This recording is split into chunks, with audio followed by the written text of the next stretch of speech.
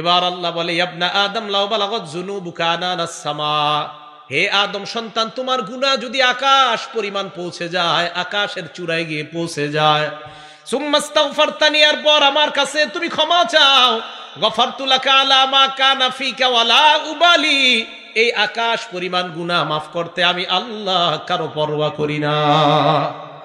ইবনা আদম, হে আদম সন্তান, লাউ আতাইতানি বিতুরাবিল আরদি খাতায়া, তুমি যদি জমিন পরিমাণ অপরাধ নিয়ে আমার কাছে উপস্থিত হয়ে যাও, লা আতাইতুকা বিকিরাবিল মারদি মাগফিরাতান, আমি আল্লাহ জমিন পরিমাণ ক্ষমা নিয়ে তোমার কাছে উপস্থিত হয়ে যাই।